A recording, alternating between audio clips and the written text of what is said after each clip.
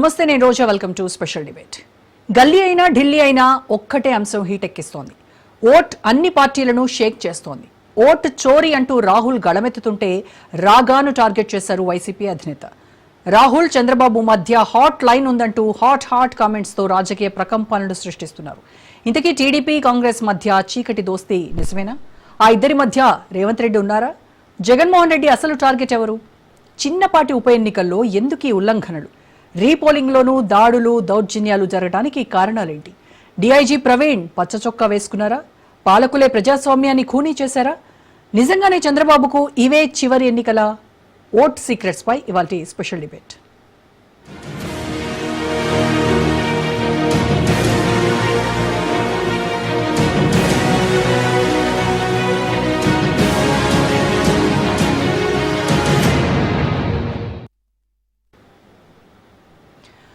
ఆ ఉప ఎన్నిక అక్కరకు రాని చుట్టమే, అయినా అందలమెక్కాలని ఆపసోపాలు. ఆ పదవి ఎవ్వరికి దక్కినా ఏమాత్రం ఉపయోగపడని కొలువే. అయినప్పటికీ అందరూ తమ సామర్థ్యాలను ప్రదర్శించారు. అక్కడ గెలిచినా ఓడినా ఉండేది మహా అయితే 9 నెలలు. ఆ కొద్ది కాలంలో ఎవరున్నా వెలగబెట్టేది ఏమీ ఉండదు. అయినా సరే అక్కడే గెలవాలి, అక్కడే నిలవాలి అంటూ కథన రంగంలోకి దిగారు. రాయలసీమలో ఉపపోరు రణరంగాన్ని తలపించింది. ఆరోపణలు ప్రత్యారోపణలతో టీడీపీ వైసీపీ మధ్య మాటల యుద్ధమే సాగింది.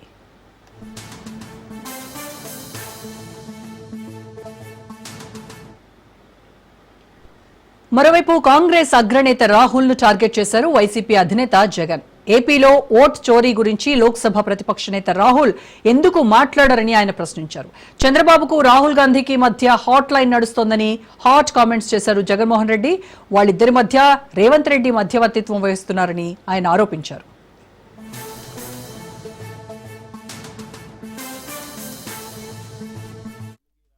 అనే వ్యక్తి ఆంధ్ర గురించి ఎందుకు మాట్లాడడం లేదు చెప్పు? చంద్రబాబు నాయుడుతో హాట్ లైన్ లో టచ్ లో ఉన్నాడు కాబట్టి మాట్లాడడం. ఎందుకు Andhra in charge national spokesperson మనిషిడు అమానిక్యం ఠాకూర్ అడేపొద్దున్న చంద్రబాబు నాయుడు గురించి మాట్లాడినాడా? ఏపొద్దున్న ప్రజాస్వామ్యాన్ని ఎంత కూనీ చేస్తా అంటే ఏమైనా క్వశ్చన్ చేసినాడా? చంద్రబాబు నాయుడు ఇన్ని స్కాములు చేస్తున్నాడు, కంటి ముందర కనపడుతుంది. ఏ రోజైనా మాట్లాడినాడా? మన గురించి నా గురించి మాట్లాడతాడు. చంద్రబాబు నాయుడు గురించి ఎందుకు మాట్లాడు? కారణం హాట్ లైన్. ఆ రాహుల్ గాంధీ ఆంధ్ర గురించి ఎందుకు మాట్లాడు చెప్పు? ఆంధ్రలో అంతకన్నా పెద్ద జరిగింది కదా, మాట్లాడుతున్నారు. స్కాములు, ఓటింగ్ గీటింగ్, ఓటు చోరీ, ఇంకోటి అంటున్నారు కదా. మన ఆంధ్రాలో జరిగింది కదా, మన ఎందుకు మాట్లాడు? 12.5% మాట్లాడు. ఎందుకంటే హాట్ లైన్ చంద్రబాబు నాయుడు, రాహుల్ గాంధీ, రేవంత్ రెడ్డి. వీళ్ళ పార్టీలు, వీళ్ళకు ఎజెండా.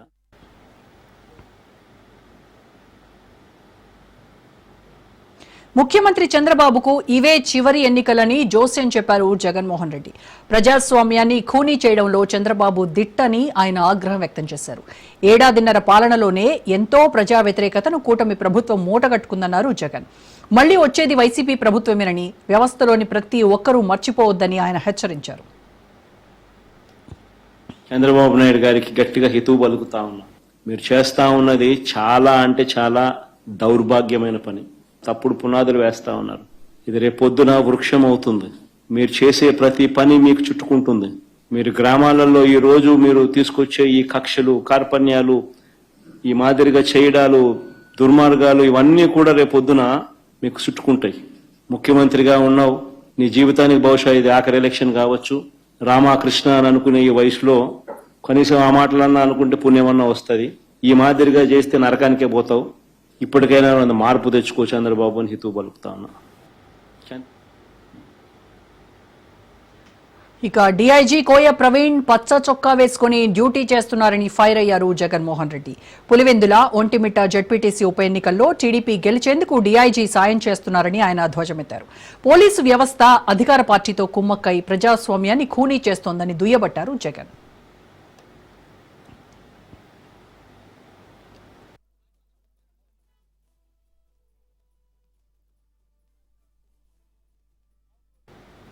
మొత్తానికి తెలుగు రాష్ట్రాల్లో జగన్ వ్యాఖ్యలు దుమారం రేపుతున్నాయి. రాహుల్ ను టార్గెట్ చేయడం వెనక ఆయన వ్యూహం ఏంటో ఎవరికీ అంతు చిక్కట్లేదు.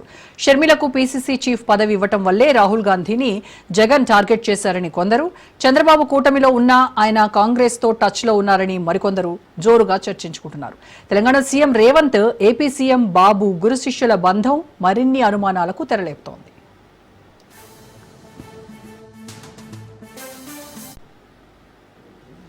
జగన్ వ్యాఖ్యలపై ఏపీ కాంగ్రెస్ ఇన్ఛార్జ్ మాణిక్యం ఠాకూర్ మండిపడ్డారు. ఓటు చోరీ విషయంలో రాహుల్ చేపట్టిన ఉద్యమాన్ని కించపరచడం సరికాదన్నారు. జగనే మోడీకి సరెండర్ అయ్యాడని ఎదురుదాడికి దిగారు మాణిక్యం ఠాకూర్. దమ్ముంటే ఓట్ల చోరీపై పోరాడాలని ఆయనకు సూచించారు. విజయవాడలో ఏపీ కాంగ్రెస్ అధ్యక్షురాలు షర్మిల చేపట్టబోయే ర్యాలీలో పాల్గొనాలని జగన్ కు సవాల్ విసిరారు మాణిక్యం Thakur. Statement on the vote chori thing. Mr. Jagan must understand that the leader of opposition, Rahul Gandhi ji, he is not a person who is fighting for Congress alone. We are fighting for India's democracy. He has not surrendered to Mr. Shah. He is not afraid about Mr. Modi like the way Mr. Jagan does. And if Mr. Jagan is sincere that against vote chori, he has the guts to fight against Amit Shah and Modi, he should join the march of the PCC President Y.S. Sharmila Reddy ji on 14th evening in Vijayawada. Right. Pulivendula ZPTC ఉప ఎన్నిక కేంద్రంగా ఏపీలో రాజకీయంగా విమర్శలు ప్రతి విమర్శలు అధికార ప్రతిపక్ష పార్టీల మధ్య నడుస్తున్నాయి. సో ఏం జరుగుతోంది, ఎందుకు ఇంత సీరియస్గా తీసుకున్నారు ఈ ఉప ఎన్నికను మాట్లాడదాం. ఇవాళ డిబేట్లో పార్టిసిపేట్ చేస్తున్నారు ఎమ్మెల్సీ వైఎస్ఆర్సీపీ సీనియర్ నాయకులు తుమ్మటి మాధవరావు గారు. నమస్కారం మాధవరావు గారు. ఎస్, అలాగే రాజకీయ విశ్లేషకులు సీనియర్ జర్నలిస్ట్ కృష్ణాంజనేయులు గారు మనతో జాయిన్ అయ్యారు. నమస్కారం కృష్ణాంజనేయులు గారు. అలాగే ఇప్పుడే మనతో జాయిన్ అయ్యారు రాయలసీమ పట్టభద్రుల ఎమ్మెల్సీ అలాగే టీడీపీ సీనియర్ నాయకులు కూడా భూమిరెడ్డి రామ్గోపాల్ రెడ్డి గారు. నమస్కారం అండి రామ్గోపాల్ రెడ్డి గారు. రైట్, ముందుగా కృష్ణాంజనేయులు గారు మీతో స్టార్ట్ చేస్తాను. ఒక చిన్న ఉప ఎన్నిక ఎందుకు అధికార ప్రతిపక్ష పార్టీల మధ్య ఇంత అగ్గిని రాజేస్తోంది? అసలు ఎందుకు ఇంత ప్రెస్టీజియస్గా తీసుకున్నాయి ఈ రెండు పార్టీలు కూడా? దీనికి వెనక పెద్ద కారణం ఏమై ఉండొచ్చు? దానివల్ల పెద్దగా ఒరిగేది కూడా ఏమీ లేదని విశ్లేషకులు చెప్తున్నారు. మా అంటే ఇంకో 9 నెలల కాలం ఉంటుంది. దీంట్లో ఈ 9 నెలల కాలంలో వాళ్ళు చేసేది కూడా పెద్దగా ఏముండదు. మళ్ళీ ఎన్నికలు షరా మామూలే. సో ఎందుకు ఇంత ప్రెస్టీజియస్గా తీసుకున్నాయి? రోజా గారు నమస్తే, ప్యానల్ మెంబర్స్ కూడా నమస్కారం. పులివెందల అదేవిధంగా ఒంటిమిట్ట జెడ్పీటీసీ ఉప ఎన్నిక అనేటువంటి అంశము తెలుగుదేశం వైఎస్ఆర్ కాంగ్రెస్ పార్టీ మధ్య ప్రతిష్టాత్మకంగా రెండు పార్టీలు తీసుకున్నారు. ఈ రెండు పార్టీలు ఎవరు గెలిచినా ఎవరు ఓడినా ఇది రాష్ట్ర వ్యాప్తంగా ఉండేటువంటి రాజకీయాల మీద ప్రభావం చూపించేదానికి అవకాశం లేదు. అదేవిధంగా కడప జిల్లా రాజకీయాల మీద కూడా ప్రభావం చూపించేటువంటి అవకాశం లేదు. కానీ ఎందుకు ఇంత ప్రతిష్టాత్మకంగా తీసుకున్న రాజకీయ పార్టీలు అని అంటే, అధికారంలో ఉన్నటువంటి తెలుగుదేశం పార్టీ వాళ్ళ పక్క ప్రణాళిక ఏమిటి అని అంటే, ఇప్పుడు జరుగుతున్నటువంటి పులివెందల జెడ్పీటీసీ జగన్మోహన్ రెడ్డి పరిధిలో ఉన్నటువంటి అసెంబ్లీ పరిధిలో ఉన్నటువంటి జెడ్పీటీసీకి సంబంధించినటువంటి ఉప ఎన్నిక, ఒంటిమిట్టగా సంబంధించినటువంటి వ్యవహారము రాజంపేటకు సంబంధించి. ఇలాంటి పరిస్థితుల్లో ఇప్పుడు జగన్మోహన్ రెడ్డి ఇలాకాలో జెడ్పీటీసీని అక్కడ తెలుగుదేశం పార్టీ గెలుచుకోవడం ద్వారాగా జగన్మోహన్ రెడ్డిని ప్రజలు అసెంబ్లీ ఎన్నికల్లో తిరస్కరించారు, వైఎస్ఆర్ కాంగ్రెస్ పార్టీని. ఇక్కడ పులివెందల్లో కూడా ప్రజలు తిరస్కరించినటువంటి పరిస్థితి ఉంది. ఇక భవిష్యత్తులో జగన్మోహన్ రెడ్డికి ఆంధ్రప్రదేశ్ లో వైఎస్ఆర్ కాంగ్రెస్ పార్టీకి జగన్మోహన్ రెడ్డికి ఇక రాజకీయంగా ఏమీ లేదు, ఇంకా వైసీపీ ప్రభావమే ఉండదు అని ఒక సంకేతం ప్రజల్లోకి పంపాలి అనేటువంటి ఒక ప్రయత్నం తెలుగుదేశం పార్టీ చేస్తుంది. కేవలం ఈ జెడ్పీటీసీ ఎన్నికల్లో వైసీపీ ఓడినంత మాత్రాన వైసీపీ పని అయిపోయింది అని అనుకోవటానికి నేను ఒక ఉదాహరణ చెప్తాను. మీ వైసీపీ అధికారంలో ఉన్నటువంటి సమయంలో వైసీపీ కుప్పం నియోజకవర్గం మీద ఇదే తరహాలో కాన్సన్ట్రేషన్ చేసింది. కుప్పం చంద్రబాబు నాయుడు నియోజకవర్గం, కుప్పం సంబంధించినటువంటి గ్రామ పంచాయతీని మున్సిపాలిటీ చేశారు. ఆ తర్వాత అక్కడ ఎన్నికలు నిర్వహించారు. ఎన్నికలు నిర్వహిస్తే ఒక 3 కౌన్సిలర్లు తప్ప మిగతా తెలుగుదేశం పార్టీ మిగతా అన్ని కూడా వైఎస్ఆర్ కాంగ్రెస్ పార్టీ గెలుచుకున్నది. అప్పటి వరకు ఇంకేం చెప్పారు వైఎస్ఆర్ కాంగ్రెస్ పార్టీ? ఈ కుప్పంలో కూడా చంద్రబాబు నాయుడు ఓడిపోబోతున్నాడు, కుప్పంలో ఓడిస్తాం ఇక్కడ చంద్రబాబు నాయుడిని, మంగళగిరిలో లోకేష్ ని ఓడిస్తాం, పవన్ కళ్యాణ్ ఎక్కడ పోటీ చేసినా ఓడిస్తాం, మాకు 151 నుంచి 175 వై నాట్ 175 అని జగన్మోహన్ రెడ్డి సిద్ధం సభల్లో ఓదరగొట్టారు. మరి తీరా 2024 ఎన్నికలు వచ్చేసరికి ఏమైంది? మరి మున్సిపల్ ఎన్నికలకు సంబంధించినటువంటి గెలిచిన వీళ్ళు కుప్పంలో ఓడిపోయారు. అదేవిధంగా రాష్ట్ర వ్యాప్తంగా 151 నుంచి 175 పోవాలన్నాడు, 11కు మిగిలినటువంటి పరిస్థితి ఉంది. ఇదే తరహాలో ఇప్పుడు ఈ జెడ్పీటీసీ గెలిచినంత మాత్రాన వైసీపీ పని అయిపోయిందని అనుకోవటానికి వీల్లేనటువంటి పని. ఒకటి ఏంటి అని అంటే, ఇక్కడ జరిగినటువంటి ఓటింగ్ సరళి, నిన్న జరిగినటువంటి ఓటింగ్ సంబంధించినటువంటి వ్యవహారం, జరిగిన ఘర్షణలు, పోలీసు అదేవిధంగా అధికారులు లేక మంత్రులు, ఎమ్మెల్యేలు వీళ్ళ అధికార దుర్వినియోగం ఇవన్నీ చూసినప్పుడు వైఎస్ఆర్ కాంగ్రెస్ పార్టీ ఆల్రెడీ ఇప్పుడు ఒక క్లారిటీకి వచ్చేసింది. మనం 2 జెడ్పీటీసీ ఎన్నికల్లో గెలవటం లేదు, ఇది వీళ్ళు అక్రమాలు చేశారు, అన్యాయం చేశారు, అందుకని మేము ఓడిపోతున్నాం అక్కడ, ఇది ఎన్నికలే కావు అని వైఎస్ఆర్ కాంగ్రెస్ పార్టీ మాట్లాడుతున్నటువంటి పరిస్థితి. రేపొద్దున గెలిచిన తర్వాత తెలుగుదేశం పార్టీ వాళ్ళు ఏమంటారు, మేము అక్కడ ప్రజాస్వామ్యతంగా 3 దశాబ్దాల తర్వాత ఎన్నికలు నిర్వహించాం, ఇప్పుడు ప్రజలందరూ కూడా మాకే మద్దతు ఇచ్చారు, జగన్మోహన్ రెడ్డిని వ్యతిరేకించారు, వైసీపీని వ్యతిరేకించారు అని వీళ్ళు ప్రచారం చేసుకోవడానికి పనికొస్తుంది. కానీ తెలుగుదేశం పార్టీకి ఒక మాయని మచ్చలాగా పులివెంతల అదేవిధంగా ఒంటిమిట్ట జెడ్పీటీసీ ఎన్నికల్లో జరిగినటువంటి అక్రమాలు, అదే విధంగా వైఎస్ఆర్ కాంగ్రెస్ పార్టీకి సంబంధించినటువంటి కనీసం ఏజెంట్లు కూడా కూర్చోలేనటువంటి పరిస్థితిని కల్పించడమో, దాడులు చేయటమో, మహిళల్ని మిగతా వాళ్ళని ఓటింగ్ రాకుండా చేయటం, ఓటింగ్ వచ్చినటువంటి వాళ్ళ దగ్గర నుంచి కూడా ఉప్పులు తీసుకొని వీళ్లే ఓట్లు వేసుకోవటం, ఇవన్నీ కూడా 5 ఏళ్ల పాటు YSR Congress party sarpanch, MPTC, ZPTC, municipal corporation ఎన్నికల్లో ఎలాగైతే అప్రజాస్వామిక చర్యల ద్వారాగా అప్పుడు నామినేషన్లు కూడా వేయనీయకుండా గెలిచి మేము 86% గెలిచామని వాళ్ళు చెప్పుకున్నారో, ఇప్పుడు 24 వచ్చారు ఏమైంది వైఎస్ఆర్ కాంగ్రెస్ పార్టీకి? ఇప్పుడు అదే తరహాలో 13 నెలల్లో జరిగినటువంటి అనేక మున్సిపల్ చైర్మన్లకు సంబంధించినటువంటి ఎన్నికలు, అదేవిధంగా ఎంపీపీలకు సంబంధించినటువంటి ఎన్నికలు, ఇప్పుడు 2 జెడ్పీటీసీలకు సంబంధించినటువంటి ఉప ఎన్నిక, ఇవన్నీ కూడా అప్రజాస్వామిక చర్యలు. అంటే వైఎస్ఆర్ కాంగ్రెస్ పార్టీ 5 ఏళ్లు స్థానిక సంస్థల ఎన్నికల్లో ఎన్ని అక్రమాలు అయితే చేసిందో, ఇప్పుడు ఈ 2 జెడ్పీటీసీలతో పాటు మిగతా స్థానిక సంస్థల ఎన్నికల్లో 13 నెలల్లో తెలుగుదేశం పార్టీ అంతకన్నా ఘోరమైనటువంటి చర్యలకి పాల్పడింది. ఆ రోజున జగన్మోహన్ రెడ్డి ఏదైతే అప్రజాస్వామిక చర్యలకు పాల్పడ్డాడో, ఈ రోజున చంద్రబాబు నాయుడు కూడా అదే తరహా చర్యలు, అంటే అధికారం ఉంటే ఎవరైనా ఒక్కటే అనే తరహాలో ఈ రోజున రాజకీయ పార్టీలు 2 ఉన్నాయి.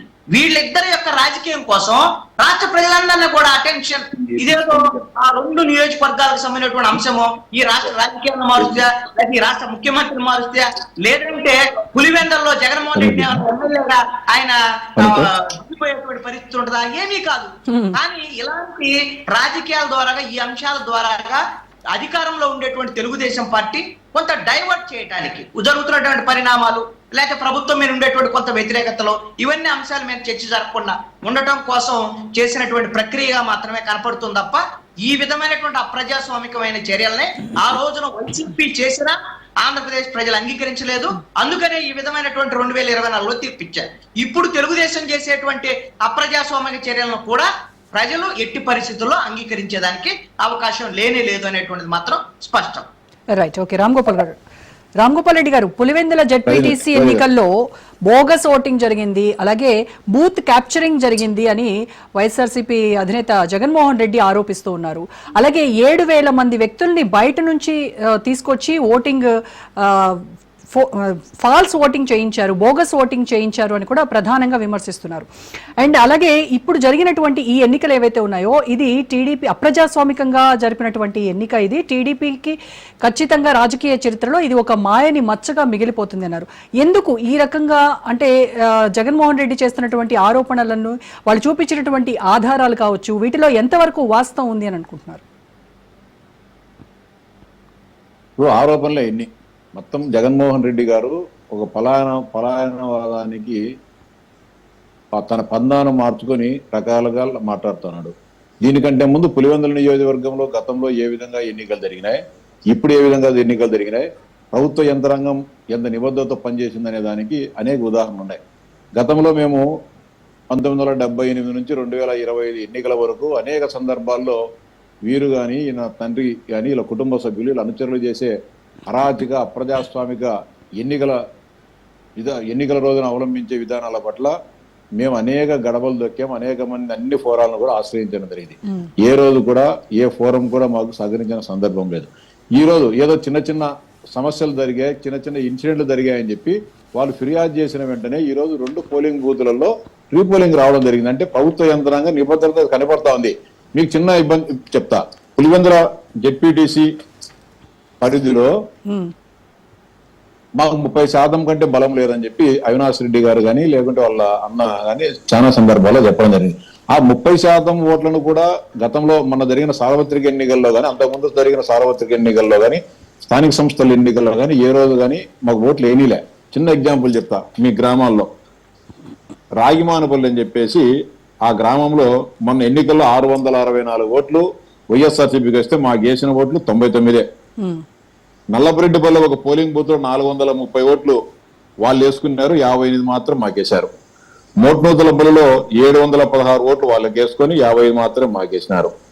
ఈ కొత్తపల్లిలో ఒక పోలింగ్ బూత్ లో 800, ఈ రోజు రీపోలింగ్ జరిగింది కదా, ఆ పోలింగ్ బూత్ లో 898 ఓట్లు వాళ్ళు వేసుకొని 62 మాత్రమే మాకు వేయడం జరిగింది. చంద్రగిరిలో పోలింగ్ బూత్ లో 662 ఓట్లు వాళ్ళు వేసుకొని 62 ఓట్లు మాత్రమే మాకు వచ్చిన సందర్భాలు ఉన్నాయి. 30% అయినా కూడా మాకు ఏ బూత్ లో చూసినా కూడా 200 నుంచి 300 వరకు రావాలా. ఏదైతే వాళ్ళు ఆ రోజు సైక్లింగ్ పద్ధతిలో వాళ్ళకు సంబంధించిన అదే గ్రామస్తులను పెట్టుకొని వాళ్ళే ఓట్లు వేసే పద్ధతిని అవలంబించి ఇవన్నీ కూడా మాకు రావడం జరిగింది.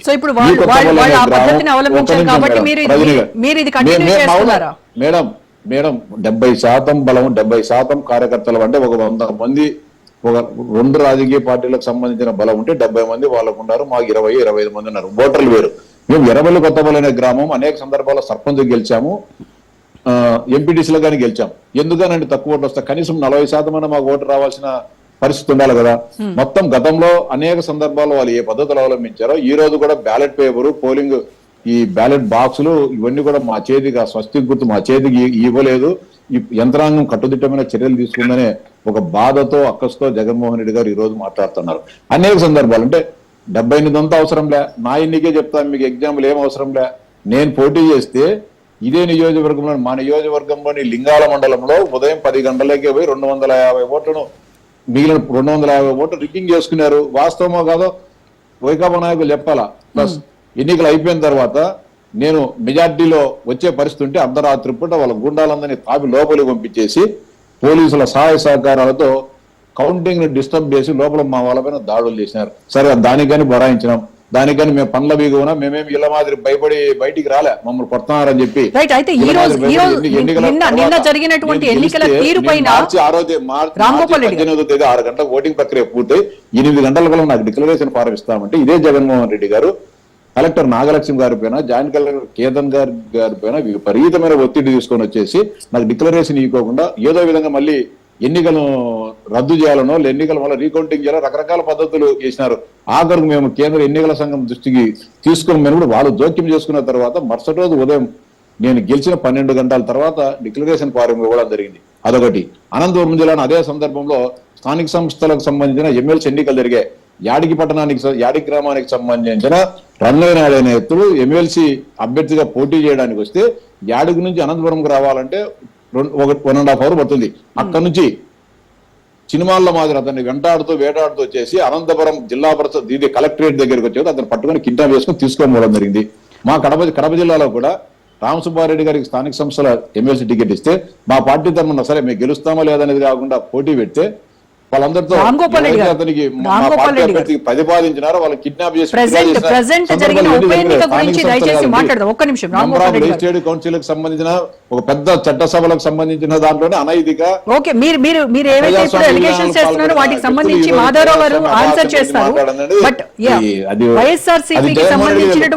ఏజెంట్లని బూతుల్లోకి రానివ్వకుండా వాళ్ళ ఫామ్ 12 ని చించేసి మరి అరాచకం చేసినటువంటి టీడీపీ కార్యకర్తలు కావచ్చు, అక్కడ పచ్చ చొక్కా వేసుకున్నటువంటి పోలీసుల తీరుని చాలా వాళ్ళు విమర్శిస్తున్నటువంటి పరిస్థితి ఉంది. దాని గురించి ఏం చెప్తారు మేడం? 2019 నుంచి 24 వరకు ఏ పోలీసులు పనిచేశారో ఇదే కొయ్య ప్రవీణ్ ఇక్కడ ఐపీఎస్ ఆఫీసర్గా ఉన్నాడు.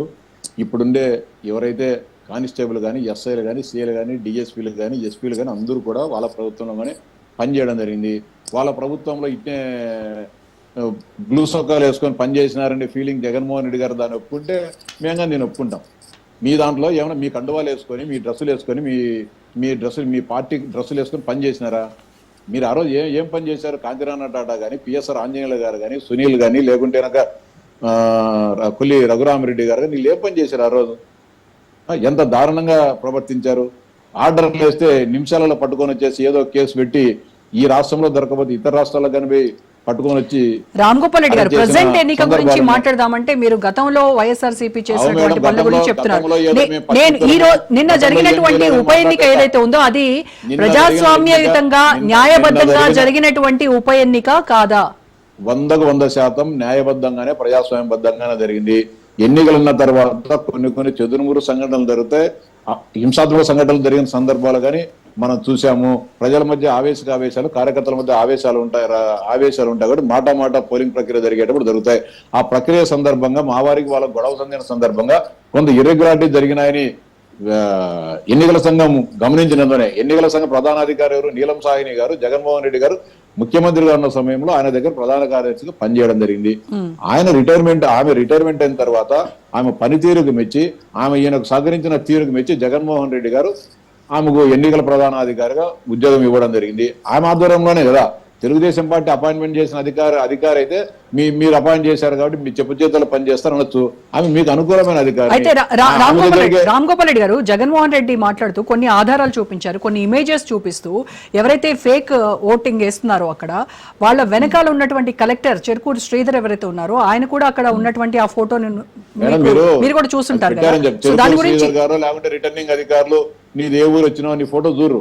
అక్కడ ప్రశాంతంగా ఎన్నికలు జరుగుతానో లేదా స్వేచ్ఛగా జరుగుతానే చూస్తారు తప్ప లైన్ లేకి పోయి నువ్వు ఎవరు ఏం కదా అని ఎవరు అడగరు. దాన్ని తీసుకొని వచ్చి కలెక్టర్ గారే ఏదో ఆయనే సొంతంగా దొంగ ఓట్లు వేస్తానంటే క్రియేట్ చేయడం కానీ కరెక్ట్ కదా, అది మంచి పద్ధతి. కానీ కలెక్టర్ గారు కానీ ఎస్పీ గారు కానీ ఏం చేస్తారు, ఎస్పీ గారు లా అండ్ ఆర్డర్ అక్కడ గొడవలు జరుగుతుంటే కంట్రోల్ చేయడము, లేకుంటే వాళ్ళ సిబ్బందికి సూచనలు ఇవ్వడము. కలెక్టర్ గారు ఏం చేస్తారు, సజావుగా ఎన్నిక ప్రక్రియ జరుగుతుందా లేదా చూస్తారు. ఎవరు దొంగ ఓట్లకు వచ్చినారు లేకుంటే ఇంకోటి ఆయన పోయినప్పుడు ఏమైనా సైక్లింగ్ ఏమైనా జరుగుతుంది, సైక్లింగ్ జరుగుతా ఉంటే లేకుంటే రిగ్గింగ్ జరుగుతుంటే ఆ అధికారి చూస్తున్నా కానీ నిర్లక్ష్యంగా వివరించాలని మాట్లాడచ్చు. కలెక్టర్ గారికి ఆపని ఉంటుంది. కానీ చూసుకో వాళ్ళు చెప్పేది అదే కదా, అన్ని జరుగుతున్నా కూడా మౌనంగా ఉన్నారు పోలీసులు కావచ్చు, కలెక్టర్లు అదంతా చూసుకోవాల్సింది. అధికారులు కావచ్చు. ప్రిసైడింగ్ ఆఫీసర్ ఆధ్వర్యంలో జరిగే ఎన్నికల పోలింగ్ లో అక్కడ సంబంధిత ఒక వ్యక్తి దగ్గర ఓటర్ లిస్ట్ ఉంటుంది. మనం బయట నుంచి ఎవరైతే స్లిప్ తీసుకొని వస్తామో ఆ స్లిప్ పైన ఉండే ఫోటోను, ఇక్కడ ఉండే ఫోటోను, అదే విధంగా మనం చేస్తే గుర్తింపు కార్డును వెరిఫై చేసుకున్న తర్వాత బ్యాలెట్ పేపర్ ఇవ్వడం జరుగుతుంది. అంతవరకు ఇవ్వరు. పోలింగ్ బూతుల దగ్గర వైఎస్ఆర్సీపీ ఏజెంట్లు ఉన్నారండి మేడం. ఏజెంట్లు ఉన్నా లేకున్నా కూడా వాళ్ళు జాగ్రత్తగానే ఉద్యోగాలు చేయాలని అనుకుంటారు. లేదు పోందని మేమేం చేస్తాము, ఏజెంట్లు పోనివ్వలేదని చెప్పి కదా అంటున్నారు. ఫామ్ చోళ్ళు గుంజేసుకొని చంపేసి మా పల్లెల్లో అంటారు తొండాడు అంటారు, దాన్ని తొండాడని మాట్లాడుతుంటారు. అడ్డం మాట్లాడే వాళ్ళకి ఏం చేస్తాం, మిమ్మల్ని మీరు ఆడింది అంటున్నారా? వాళ్ళు తొండాట ఆడుతున్నారు. ఏదో కారణాలు మేము కానీ అనేక సందర్భాల్లో ఇలా ఓడిపోతామని తెలిసినా ఇప్పుడు ఏ గ్రామాల్లో అయితే పోలింగ్ జరిగిందో 15 పోలింగ్ బూతుల్లో మాకు బలం లేకున్నా కూడా మేము పులివెందుల్లో వాళ్ళందరినీ కూడా 2 రోజుల పాటు 3 రోజుల పాటు బయటికి తెచ్చుకొని ఇక్కడ కాపాడుకొని ఎన్నిక 7 గంటలకు అయితే 5:30 6 గంటలకు ఒక 4-5 ఇంపార్టెంట్ లీడర్స్ పోలింగ్ బూత్లో వాళ్ళని ఎక్కించుకొని చేసి వచ్చే వాళ్ళందరినీ జాగ్రత్తగా. అది బాధ్యత, ఒక రాజకీయ పార్టీ ప్రతినిధులుగా మన బాధ్యత. సరే తర్వాత ఏం జరుగుతుంది అనేది అది వేరే సబ్జెక్ట్. వాళ్ళని కూర్చోబెడతారా, తన్ని బయటికి వేస్తారనేది వేరే విషయం. నమస్కారం అండి. రామ్ గోపాల్ రెడ్డి గారి విన్నారు కదా, కృష్ణానిల్ గారు మాట్లాడిన దాంట్లో కొంత ఏకీభవిస్తాం, కొంత అయితే మాత్రం మేము దాన్ని కూడా వ్యతిరేకిస్తాం. రామ్ గోపాల్ రెడ్డి గారు అయితే చెప్పకనే చెప్తున్నారు. ఆయన అక్కడ ఏం జరిగింది అనేది గతంలో జరిగిన దాంతో కంపేర్ చేసుకొని చెప్తున్నాడు. నేను మీకు ఈ ఎన్నిక క్లియర్ గా మీకు చెప్తా ఉన్నా. 3 విషయాలను మనం ఇక్కడ అబ్జర్వ్ చేసుకోవచ్చు మేడం. ఫస్ట్ వచ్చేసి ఇది జగన్మోహన్ రెడ్డి గారి కాన్స్టిట్యున్సీ, ఈ పులివెందుల్లో ఈ మండలంలో మనం గెలవాలి అనేది వాళ్ళ ఇంటెన్షన్. అది ఎందుకు అంటే ఫస్ట్ ఆ ఉద్దేశం ఎందుకు వచ్చింది అంటే ప్రభుత్వం ఏర్పాటయ్యి దాదాపు 15 నెలలు అయింది. ఈ 15 నెలల కాలంలో వీళ్ళు ఏదైతే సూపర్ 6 అమలు చేస్తామని ప్రజలకు చెప్పారో అది పూర్తిగా ఫెయిల్యూర్ అయింది. 3 సిలిండర్లు సంవత్సరానికి ఇస్తామన్న వాళ్ళు 15 నెలలకు 1 సిలిండర్ ఇచ్చారు. ఇప్పుడు అమ్మఒడి కూడా కొంతమందికి వేసి కొంతమందికి వేయలేదు. నిరుద్యోగ భృతి అసలు ఊసే లేదు. మహిళలకు ఏదైతే 18 సంవత్సరాలు నిండింది అన్నారో వాళ్ళకి ఇచ్చే 1500 నెలకి ఇస్తామని అది ఊసే లేదు. ఆర్టీసీ అన్నారు, ఊసే లేదు. ఇప్పటి వరకు ఆగస్టు 15 చెప్తున్నారు అంతే. కాబట్టి 90% వీళ్ళు సూపర్ 6 అమలు చేయకుండా ఫెయిల్ అయ్యారు. ప్రజల ఆగ్రహంతో ఉన్నారు. దాన్ని సైడ్ చేయడానికి ప్రజల్లో మాకు ఇంకా ఆదరణ ఉంది, మేము గెలిచాము, ఇదిగో మేము పులివెందులో కూడా గెలిచామని చెప్పుకోవడానికి ఇది ఉదాహరణగా పనికొస్తుందనే ఉద్దేశంతో వాళ్ళు ఈ ఎన్నికల్ని ఈ దారిలో తీసుకెళ్లారు. కానీ 30 ఏళ్ల తర్వాత న్యాయబద్ధంగా చట్టబద్ధంగా ఒక ఎన్నిక జరిగింది కదా. నేను చెప్తాను వినండి. కృష్ణాంజలి గారు చెప్పినట్టుగా కుప్పంలో ఎన్నికలు జరిగినాయి, మున్సిపాలిటీలో వైఎస్ఆర్ కాంగ్రెస్ పార్టీ గెలిచింది అంటున్నారు. కుప్పంలో ఎన్నిక ఉప ఎన్నిక కాదు, మొత్తం రాష్ట్ర వ్యాప్తంగా మున్సిపాలిటీలు, మండలాలు, పంచాయతీలు అనే జరిగే క్రమంలో అది జరిగినాయి. వాటిల్లో ఒక ఐజీ, ఒక ఎస్పీ, ఇన్ని వేల మంది పోలీసులు పోయి కూర్చొని ఎలక్షన్ చేయలేదు. మొత్తం రాష్ట్ర వ్యాప్తంగా ఎలక్షన్ జరుగుతూ ఉంటే ఆ రోజు ఎంతమంది అయితే అధికారులు అక్కడ అవైలబిలిటీ ఉందో దాని ప్రకారం ఎలక్షన్ జరిగింది. అక్కడ ఇలాంటి సంఘటనలు జరిగిన దాఖలాలు లేవు. ఎందుకంటే అది చంద్రబాబు నాయుడు గారికి బలమైన నియోజకవర్గం. అక్కడ పోయి ఇలా చేయడానికి అవకాశం ఉండదు. ఆ రోజు ప్రభుత్వం ఉంది కాబట్టి ప్రజల సంక్షేమ పథకాలకి వాళ్ళు కొత్తగా మున్సిపాలిటీ అయింది, అది డివిజన్ హెడ్ క్వార్టర్ అయిందని చెప్పి ప్రజలు ఒకసారి జగన్మోహన్ రెడ్డి గారికి కుప్పంలో వైఎస్ఆర్ కాంగ్రెస్ పార్టీ గెలవడానికి అవకాశం ఇచ్చిన మాట వాస్తవం అది.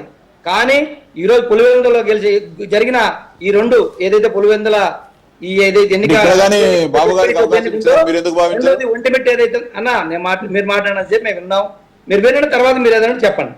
మేము అడిగేది ఏంటంటే ఒకటి ఆ ఏదైతే సూపర్ 6 ఫెయిల్ అయ్యారో దాన్ని కప్పించుకోవడానికి ఒకటి, రెండోది క్లియర్ గా ఇందాక కృష్ణాంజలి గారు చెప్పినట్టు ఏదైతే మేము పులివెందుల్లో కూడా మేము పట్టు సాధిస్తా ఉన్నామని చెప్పుకోవడానికి వీళ్ళకి ఉపయోగపడుతుందని అనుకున్నారు. కానీ అది వీళ్ళ అపోహ మాత్రమే, అవివేకం అని నేను అనుకుంటాను. ఎందుకంటే అది జగన్మోహన్ రెడ్డి గారికి ఎప్పుడు కూడా రాజశేఖర రెడ్డి గారికి కానీ అసలు ఓటమి ఎరుగు నియోజకవర్గం. ఇంకొకటి ఎప్పుడు 60,000 నుంచి 90,000 మెజార్టీ వచ్చే నియోజకవర్గం ఆ మండలాల్లో ఉంటే వీళ్ళు మాకు 30% బలం ఉంది, గతంలో ఓట్లు వేసుకొని లేదు, గతంలో జరిగా అని మాట్లాడుతున్నారు. అసెంబ్లీ ఎన్నికల్లో ఎంతమంది బందోబస్తు పెడతారు మేడం? నిన్న ఎంతమందిని పెట్టారు చెప్పండి. ఈ రోజు మీరు అన్ని ఛానల్ చూసినా, పేపర్లు చూసినా అక్కడ ఉన్న ఓట్లు ఎన్నండి? దాదాపు 10,000 ఓట్లు ఉంటాయి. ఆ మండలంలో ఎన్ని గ్రామాలు ఉన్నాయి? దాదాపు 10 గ్రామాల్లో ఉన్నాయి అక్కడ ఉండేది. కానీ పోలీసులు ఎంతమంది పెట్టారండి? వేల మంది పోలీసులను పెట్టి ఒక 15 మంది ఓట్లకు పోలీసులు లెక్కన అక్కడ పెడితే ఐజీల దగ్గర నుంచి ఎస్ఐ కానిస్టేబుల్ దగ్గరకు కొన్ని వేల మంది పోయి అక్కడ బందోబస్తు చేస్తే ఇంకా రిగ్గింగ్ జరిగింది, దొంగ ఓట్లు వేసారు, దౌర్జన్యం జరిగిందని మాట్లాడుతున్నారంటే వీళ్ళు పోలీసు వాళ్ళని వాడుకున్నది కేవలం అక్కడ దొంగ ఓట్లు వేయడానికి, అక్కడ రిగ్గింగ్ చేయడానికి, వీళ్ళ ఏజెంట్ లోపల రానియకుండా నిరోధించడానికి తప్ప కలెక్టర్ గారి కంటే కనిపించలేదు. అక్కడ ఓటర్లు స్లిప్పులు పట్టుకొని ఈ రోజు కూడా స్లిప్పులు చూపిస్తున్నారు, మమ్మల్ని ఓట్లకు రానియలేదు, మమ్మల్ని బూతుల దగ్గర పోనీయలేదు అని చెప్పి మహిళా ఏజెంట్లు కూడా గగ్గోలు పెట్టిన పరిస్థితి మనందరం కూడా మీడియాలో అన్ని ఛానల్లో చూసాం ఈరోజు. ఇది మేము అడుగుతా ఉన్నాం, ఈ 2 జెడ్పీటీసీలు గెలిచినందువల్ల మీకు ఏమైనా ఉపయోగం ఉందా? జిల్లా పరిషత్ మారుతుందా? గవర్నమెంట్ మారుతుందా? ఎమ్మెల్యే ఏం మారదు కదా. కానీ మీరు ఓటుకు 10,000 ఇచ్చారు, చీరలు ఇచ్చారు, భయపెట్టారు, మహిళలు చెప్తా ఉన్నారు ఇల్లు పూల కొడతామని చెప్పారు. ఎందుకు ఇంత ప్రతిష్టాత్మకంగా తీసుకుందంటున్నారు? అన్ని రకాల ప్రలోభాలు పెట్టి వాళ్ళని బతిమాలుకుంటే వాళ్ళ లొంగరనే ఉద్దేశంతో మీరు భయపెట్టి ఈరోజు అవినాష్ రెడ్డి గారిని అరెస్ట్ చేసి రాంగోపాల్ నిన్ను కూడా అరెస్ట్ చేశారు, హౌస్ అరెస్ట్ అని చెప్పి తీసుకెళ్లారు. ఎందుకు అవసరం ఏంటి? ప్రజాస్వామ్యబద్ధంగా ఇంతమంది పోలీసులను పెట్టాలని అవసరం ఏంటి? ఆ మండలంలో ఎందుకు ప్రశాంతంగా ఎన్నిక జరిపి ఇదిగో మా బలం ఇదని చెప్పి మీరు నిరూపించుకోవచ్చు కదా.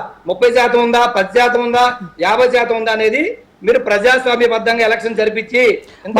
మాధవరావు గారు పోలీసుల గురించి మాట్లాడారు కదా, ఒక నిమిషం వేల సంఖ్యలో పోలీసులు అక్కడ వచ్చి అక్కడ డ్యూటీ చేశారు. దానికి బదులు అంటే పచ్చ చొక్కాలు వేసుకొని రిగ్గింగ్ కు పాల్పడినటువంటి పోలీసులు, వాళ్ళ కళ్ళ ముందే దొంగ ఓట్లు పడుతున్నా కూడా కామ్ గా ఉన్నటువంటి పోలీసులు వాళ్ళకి తొత్తులుగా పనిచేశారని చెప్పేసి మీరు విమర్శిస్తున్నారు. మరి వాళ్ళేం చెప్తున్నారు?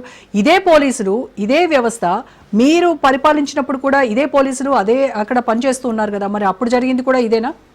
అదే కదండి ఈరోజు జరుగుతూ ఉంది. మీ హయాంలో కూడా పోలీసులు మీకు అనుకూలంగానే ప్రవర్తించారా? ఇంత దారుణంగా ఇక్కడ జరిగిందా? మీరు కూడా మీరు చూస్తా ఉన్నారు కదా గత 5 ఏళ్లలో. ఉదాహరణ చెప్తా మీకు కావాలంటే, మీకు ఉదాహరణ నేను చెప్తాను.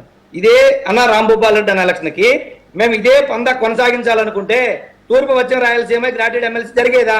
గెలిచేవాళ్ళ? ఒక్క నిమిషం అన్న విను.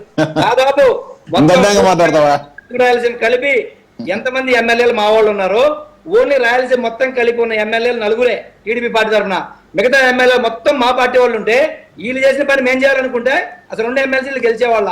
అది ప్రజాస్వామ్యబద్ధంగా జరిపాం కాబట్టి వాళ్ళిద్దరు ఆ రోజు గెలవగలిగారు. ఇంకొకటి మీకు ఇదే కాకుండా మళ్ళీ తాడిపత్రి మున్సిపల్ ఎలక్షన్ లో 1 సీట్ తేడా వచ్చింది వైఎస్ఆర్ కి, తెలుగుదేశం పార్టీకి. మా పార్టీ ఎమ్మెల్యేని హౌస్ అరెస్ట్ చేయించి ప్రజాస్వామ్యబద్ధంగా ఎవరికైతే ఎక్కువ సీట్లు వచ్చినాయో వాళ్ళని చైర్మన్ చేసిన ఘనత జగన్మోహన్ రెడ్డి గారి ప్రభుత్వానికి దక్కుద్ది. కావాలని మీరు వెరిఫై చేసుకోండి ఒకసారి. ఎవరైనా సొంత పార్టీ ఎమ్మెల్యే హౌస్ అరెస్ట్ చేసి ప్రశాంతంగా ఎన్నికలు జరిపించింది గత ప్రభుత్వం. ఈ రకంగా చేయాలనుకుంటే రాష్ట్రంలో ఒక పంచాయతీ కానీ, ఒక మండలం కానీ, ఒక మున్సిపాలిటీ కానీ మీకు వచ్చి ఉండేదా నేను అడుగుతా ఉన్నా ఈరోజు.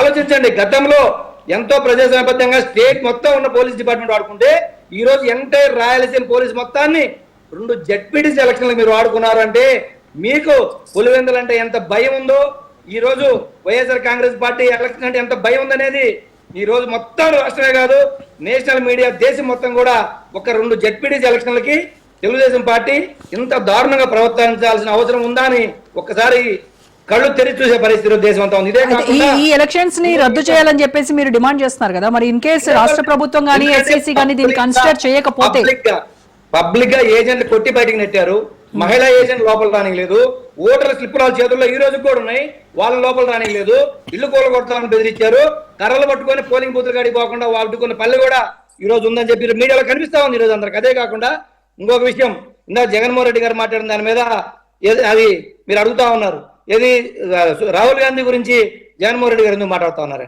మేము అడుగుతా ఉన్నా, ఈ రోజు గతంలో ఏదైతే జగన్మోహన్ రెడ్డి గారు కేంద్ర ప్రభుత్వంతో కలిసి పనిచేసే నిధులు తీసుకొచ్చారు, అభివృద్ధి తీసుకొచ్చారు. అయితే షర్మిలా గారికి వాళ్ళు పీసీసీ ఇచ్చిన తర్వాత ఏ ఒక్క రోజైనా చంద్రబాబు నాయుడు విమర్శించినావా? జగన్మోహన్ రెడ్డి తిట్టడానికి అవును అడుగుతున్నారు. ఇక్కడ మీరు అర్థం చేసుకోవాల్సింది ఏంటంటే ప్రత్యక్ష పొత్తులు పరోక్ష పొత్తులు అంటారు. ప్రత్యక్షంగా పొత్తేమో జనసేన బీజేపీ ఉంది, పరోక్ష పొత్తులో కాంగ్రెస్ పార్టీ ఉంది. కాంగ్రెస్ పార్టీతో తెలుగుదేశం పార్టీ పుట్టుకే కాంగ్రెస్ వ్యతిరేకంగా పుడితే మీరేం చేస్తే తెలంగాణలో బహిరంగంగా పొత్తు పెట్టుకొని సోనియా గాంధీ బహిరంగ సభ పంచుకున్నారు మీరు ఆ రోజు. మళ్ళీ ఈ రోజు బీజేపీ, మళ్ళీ దాని ముందు ఎలక్షన్ లో బీజేపీ మీ అధినాయకుడు ఏ మాణిక్యం ఠాకూర్ విమర్శించారో ఆయనే మీకు ప్రత్యక్షంగా అవసరమైన ప్రత్యక్షంగా, పరోక్షంగా అవసరం పరోక్షంగా పొత్తులు పెట్టుకొని ఎన్నికలు. మాధవరావు గారు వినండి, మాణిక్యం ఠాకూర్ మాట్లాడినటువంటి వాటికి మీ సమాధానం ఏంటి? రాహుల్ గాంధీని విమర్శించేటువంటి అర్హత జగన్మోహన్ రెడ్డికి లేదు. జగన్ లాగా రాహుల్ ఎవరి వద్ద లొంగిపోలేదు. ఆయన కనుక నిజంగా చిత్తశుద్ధి ఉంటే షర్మిల చేయబోయేటువంటి ర్యాలీకి సపోర్ట్ చేయండి, వచ్చి పాల్గొనండి అని చెప్పేసి ఆయన సవాల్ చేస్తున్నారు. ఏం చెప్తారు? నేను చెప్తున్నా అదే కదా మేడం, షర్మిల అనే వ్యక్తి ఈ రోజు వీళ్ళ పరోక్ష పొత్తులో ఉన్నది, వీళ్ళ ప్రత్యక్ష పొత్తులో ఉన్నది జనసేన బీజేపీ. వాళ్ళందరూ కలిసి వాళ్ళు పాల్గొంటారండి. మేమెందుకు పాల్గొంటాం? మేము ఎప్పుడు సింగిల్ గానే వెళ్ళాం. మేము 3 ఎలక్షన్లో మేము సింగిల్ గానే వెళ్ళాం, సింగిల్ గానే పోరాడాం. ఇంకొకటి మీరు గమనించట్లేదు, ఇక్కడ ఎలక్షన్ అయిన తర్వాత వారం రోజుల్లోనే మా నాయకులే ఓడిపోయిన క్యాండిడేట్లు ఒక్కొక్క బూత్ లో ఒక ఓటు కూడా లేదు, ఇది రిగ్గింగ్ జరిగింది లేకపోతే ఈవీఎం ట్యాంపరింగ్ జరిగిందని చెప్పి ఫస్ట్ హైకోర్టులో కేసులు వేసింది మేము, ఎలక్షన్ కమిషన్ చెప్పింది మేము. వీళ్ళు వచ్చి సంవత్సరంన్నర తర్వాత మేము కనిపెట్టాం మాట్లాడుతున్నారు. రాహుల్ గాంధీ గారు కనిపెట్టింది ఇది, జగన్మోహన్ రెడ్డి గారు మొదలు పెట్టిన తర్వాత ఎక్కడెక్కడ లోపాలు ఉన్నాయని చెప్పి ఎన్నికల కమిషన్ కావచ్చు కోర్టుల ద్వారా ఆశ్రయించిన తర్వాతే రాహుల్ గాంధీ నిజంగా జరిగి ఉంటుందని ఆలోచించి అప్పుడు రాహుల్ గాంధీ బయటకు వచ్చారు తప్ప అసలు దీన్ని బయట తీసిందే జగన్మోహన్ రెడ్డి గారి కుట్రను. కృష్ణాంజనేయులు గారితో మాట్లాడదాం. సో కృష్ణాంజనేయులు గారు, జగన్మోహన్ రెడ్డి రాహుల్ గాంధీపై చేసినటువంటి వ్యాఖ్యను ఎలా చూడాలి అని అంటారు? ఎందుకు ఏపీ గురించి, ఏపీలో జరుగుతున్న టీడీపీ హయాంలో జరుగుతున్నటువంటి అవినీతి గురించి రాహుల్ గాంధీ సైలెన్స్ మెయింటైన్ చేస్తున్నారు? అలాగే చంద్రబాబు నాయుడు ఒక ఫ్రాడ్స్టర్ అని, మాబ్స్టర్ అని మాట్లాడడం కావచ్చు, వ్యక్తిగతంగా కూడా విమర్శలు చేశారు. ఆయనకి ఇవే చివరి ఎన్నికలు, ఆయన కృష్ణారామ అనుకోవాల్సినటువంటి వయసులో ఇలాంటివన్నీ పాప పనులు చేస్తున్నాడు, ఈయన ఖచ్చితంగా నరకానికే పోతాడు, కృష్ణారామ అనుకుంటే కాస్త పుణ్యం అన్నా వస్తుంది అని ఈ రకమైనటువంటి వ్యాఖ్యలను ఎలా చూడాలంటారు? ఇప్పుడు జగన్మోహన్ రెడ్డి వాస్తవంగా ఈ 13 నెలల కాలంలో వైఎస్ఆర్ కాంగ్రెస్ పార్టీ మొత్తం కూడా కూటమి ప్రభుత్వాన్ని ఈవీఎంల ద్వారాగా మీరు గెలిచారు, మీరు ఈవీఎంలు మేనేజ్ చేశారు, ప్రజలందరూ మాకే ఓట్లు ఇస్తే ఆ ఓట్లు మీ వైపు మార్చుకున్నారు అనేటువంటి ఆరోపణలు చేస్తూ వచ్చారు ఆంధ్రప్రదేశ్లో. మరి అలాంటి ఆరోపణలు చేసినటువంటి వైఎస్ఆర్ కాంగ్రెస్ పార్టీ మరి రాహుల్ గాంధీ దేశవ్యాప్తంగా పార్లమెంట్ ఎన్నికల్లో అక్కడ కేంద్ర ఎలక్షన్ కమిషను బీజేపీకి ఒత్తాసు పలికేటువంటి విధంగా వ్యవహరిస్తుంది అని ఆయన ఒక బాంబు వేశారు కేంద్ర ఎలక్షన్ కమిషన్ మీద.